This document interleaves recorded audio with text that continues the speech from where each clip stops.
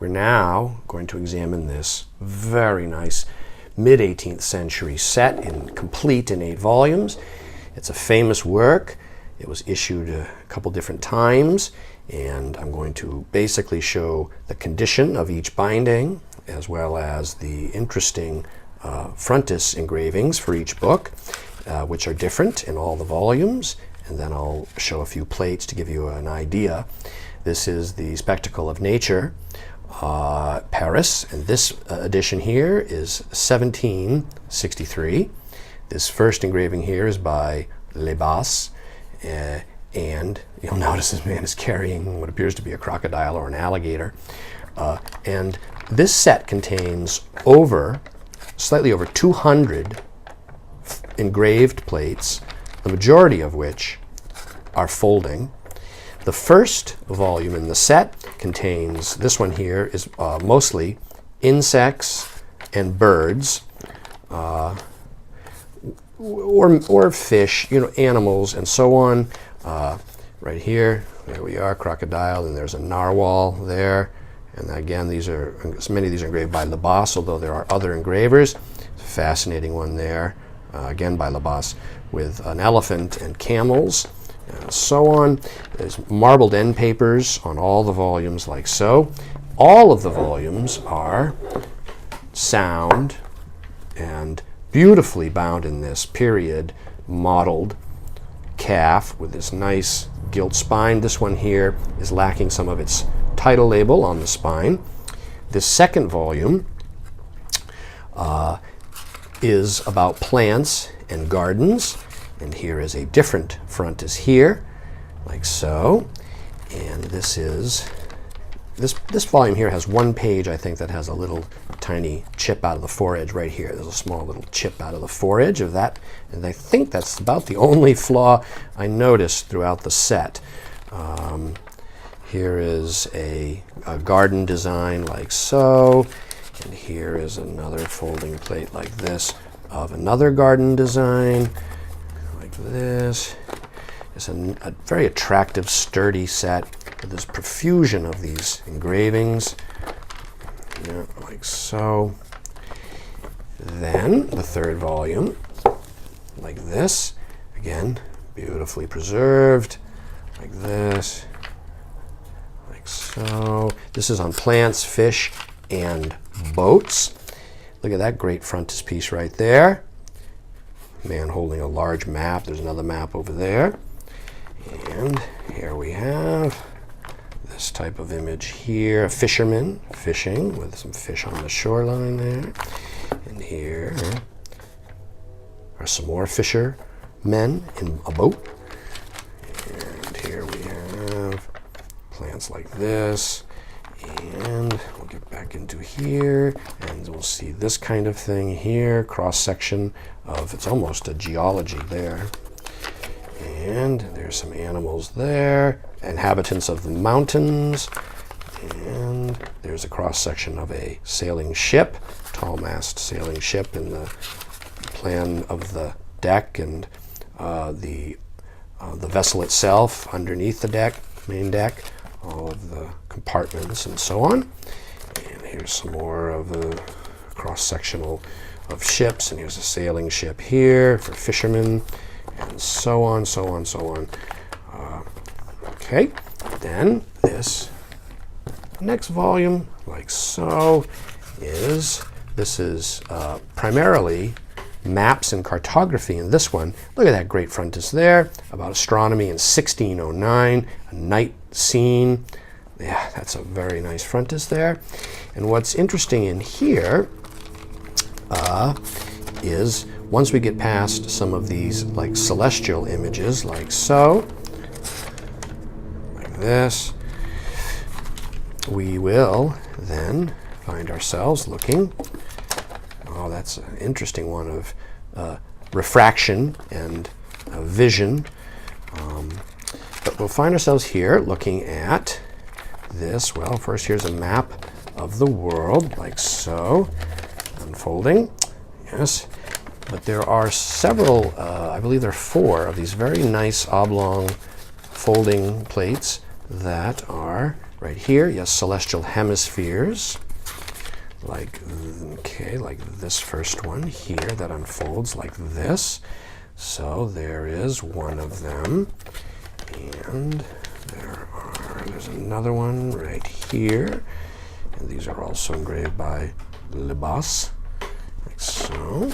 And then there is yet another one right here like this. That's a nice zodiac one. Yeah. Northern hemisphere and the southern hemisphere in pairs is what they are. Okay. And here's this one. Yeah, very nice. Okay. Yes, this volume here is borderline almost an atlas. It's got this kind of a fascinating map of Africa here with a little vignette at the bottom of it. And I think I saw, yes, another one right here of the Balkans and sort of Macedonia, Greece, and so on. And here's a Ptolemaic world map, like so. And then there's, let's see, we have, yes, an armillary sphere, like this. And this little one of the world spheres, and here's one of the Mediterranean, and so on. Yes, modern inventions, like that. Here is another seasonal, the seasons of the year type of diagram. Here's Asia. We notice here there appears to be a company land up here, that apocryphal land mass that appears in maps of this vintage. And so that's the fourth volume. And we continue on our examination of the set. This one here is Math and Machines. There's a beautiful frontis there. A goddess playing a harp in nature. And so, right, we see various folding plates like this, measuring shapes, and here's another one, a compass, and like so, right, gears and movement and on like this. Right, yes, the forces of movement, like for structures or for clocks and this kind of thing. And then we get into like windmills, like various types of structures. Another one. Right. Gives you some idea. You know, there's I think in this set there's it's been collated. It's, I believe, 202 copper engravings. And this one here, volume 6, is about crafts. And there's that frontispiece there. And this is also a fascinating volume. Okay, there we go. There's a giant machine. I'm not entirely sure what that's for. And here's another one. This is some kind of, I don't know, maybe a blacksmith furnace or something like this, maybe. Yes, a furnace of some kind for maybe blacksmithing or metalworking.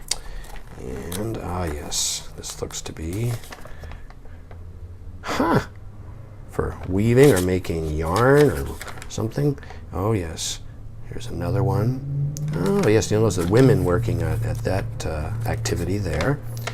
And here's a woman working at this. Very interesting, yes, this division of labor by the sexes as according to what was being done. This is very interesting right here. Yeah, very interesting. All the commentary that goes along with it. Look at that, weaving. Okay, a loom. And then we've got this one right here, volumes. We've got 1, 2, 3, 4, 5, 6. This is 7. Okay, and this is again crafts. And there's a nice frontispiece there, like so.